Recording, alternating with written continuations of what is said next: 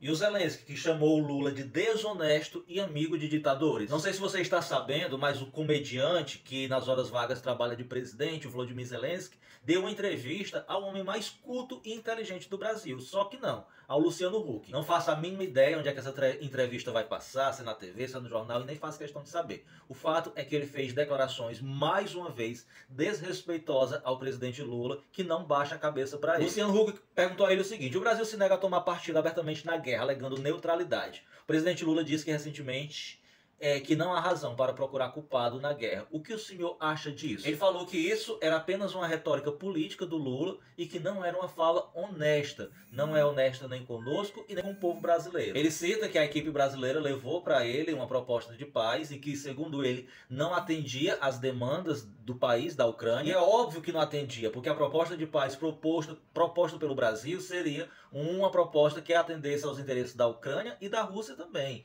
Um acordo de paz que envolvesse esses dois personagens. Toda proposta de paz do Zelensky, do Ocidente, deixa de lado por completo a Rússia, como se a Rússia não fosse parte integrante ativa desse conflito. Ou por acaso o Zelensky e o Ocidente pensam que eles vão conseguir parar essa guerra sem entrar em acordo com Putin? Aí o Luciano Huck fala que o Brasil é uma liderança importante para o Sul Global. Não sei nem como é que ele sabe que existe o Sul Global, porque, enfim. E pergunta que mensagem ele mandaria para Lula e para o Brasil. Ele falou que o presidente Lula tem uma visão limitada, que ele enxerga a Rússia hoje como se ainda fosse a União Soviética. E criticou a parceria que o Brasil tem com países que são ditaduras, como por exemplo a China, o Irã e a Coreia do Norte. Ele disse assim: a China é um país democrático? Não. E o que dizer sobre o Irã? É um país democrático? Não. E o que dizer da Coreia do Norte? Também não. Aí ele fala: então o que o Brasil, um grande país democrático, faz com essas companhias? Vem cá, Zelensky, tu quer realmente falar sobre democracia? Por que tu não faz esse mesmo questionamento aos Estados Unidos? Por que eles não cortam relações com as ditaduras do Oriente rica em petróleo, como a Arábia Saudita, Emirados Árabes Unidos e etc? E vem cá, quem é tu para falar de ditadura? Porque semana passada você assinou uma lei autorizando, impedindo a Igreja Ortodoxa Russa de existir no seu país. Quem fecha a igreja são ditadores, não presidentes democráticos. Enquanto você diz que a China é uma ditadura, não tem uma igreja católica ou evangélica ortodoxa na China fechada. Quem disse que o Ocidente é democrático? Tá aí, ó.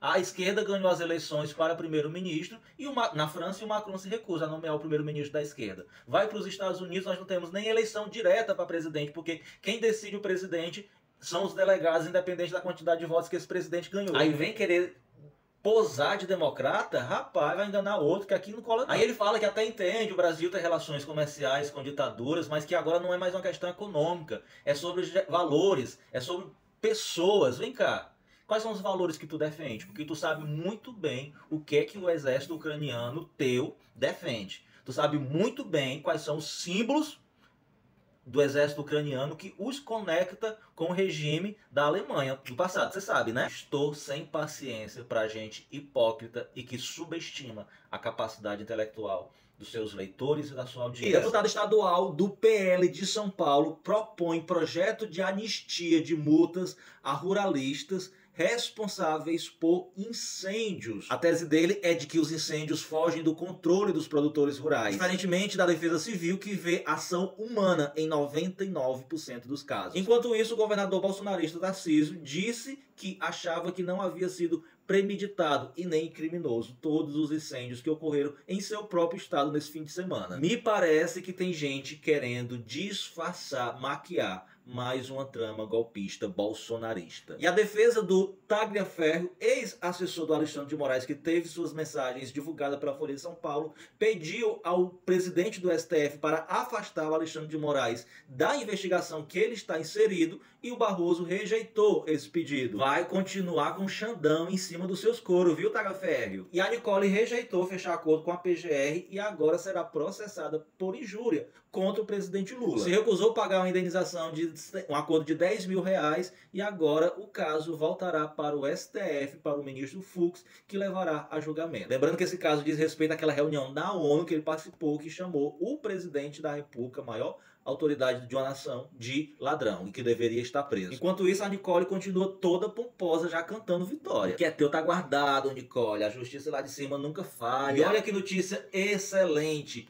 O primeiro ano do governo Lula foi responsável olha o passarinho cantando, responsável por reduzir em 40% a pobreza extrema no nosso país. Esse resultado é decorrente de trabalho do presidente Lula de ampliar benefícios sociais, aumentar de maneira real o salário mínimo e atrair investimentos, diminuindo assim o número de desempregados no país. Parabéns! E o índice que antecipa o resultado da inflação deu sinal hoje de queda da inflação no mês de agosto. A prévia da inflação ficou em apenas 0,19%. Os alimentos ficaram 0,8% mais baratos e a energia elétrica caiu 0,42%. O governo Lula renovou aquela portaria que obriga a distribuição de água potável em grandes eventos, incluindo estádios. E a pérola do dia fica para o bolsonarista, o sanfoneiro do Bolsonaro, que diz que se ele ganhasse a eleição para prefeito de Recife, o Donald Trump prometeu ajudá-lo na prefeitura. A pesquisa divulgada hoje mudou totalmente a perspectiva quando comparada às demais pesquisas já realizadas,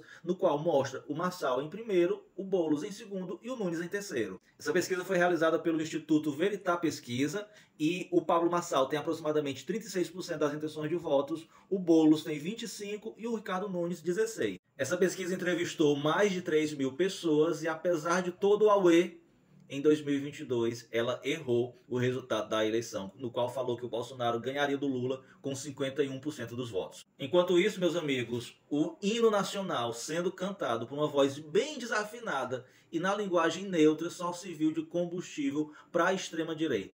Apesar do Boulos não ter culpa nenhuma em relação a isso, que fique bem claro. Mas fica o aprendizado para não cometer esse vacilo novamente, tá, Boulos? E mais uma notícia ruim. Um juiz da Justiça Eleitoral de São Paulo negou pedido para suspender imediatamente a candidatura do Pablo Marçal. Esse pedido era baseado no financiamento de propaganda ilegal da candidatura do Pablo Marçal através do pagamento de influencers que ficavam compartilhando os cortes dos seus vídeos. Uma verdadeira vergonha essa decisão, porque é um flagrante evidente de crime eleitoral que o Pablo Marçal cometeu. E continuou cometendo, porque até ontem tinha um assessor de sua campanha ensinando nas redes sociais como as pessoas iriam fazer para pagar com o próprio bolso e impulsionar os conteúdos do Pablo Marçal, que também não é permitido pela lei eleitoral. Mas o Brasil é terra sem lei, né? Fazer o quê? Para não dizer que o dia foi só de ruim notícias nessa área, a Justiça deu uma vitória ao Guilherme Boulos, ao grupo de juízes da Justiça Eleitoral de São Paulo, conceder ao Boulos o direito de resposta nas redes sociais do Pablo Marçal, que já havia sido concedido e que tinha sido paralisado até a decisão de toda a corte. E a mulher de caráter mais ilibado de São Paulo, Joyce Hausmann, passou uma rasteira no Ricardo Nunes, deixou de apoiá-lo e agora é a nova apoiadora fervorosa do Pablo Marçal. Essa é o exemplo claro da lei da atração. Gente sem caráter atrai gente sem caráter. Enquanto isso, Tarcísio de Freitas, atual governador, disse que seria um desastre para São Paulo, para a prefeitura, ter um prefeito ligado ao crime organizado numa indireta bem direta para o Pablo. Falou em entrevista que se o segundo turno for entre Boulos e Marçal, votará em nulo. E só para concluir, a Polícia Federal informou que o Pablo Marçal só foi solto depois de preso naquela quadrilha de roubar contas bancárias, depois de delatar os seus comparsas, ou seja, é um verdadeiro X9. E isso quebra por completo a narrativa dele de que só fazia manutenções nos computadores. Se ele só fazia manutenções nos computadores, por que ele delatou? Já que ele disse que não sabia dos crimes que essa quadrilha cometia. Em Pablo Marçal.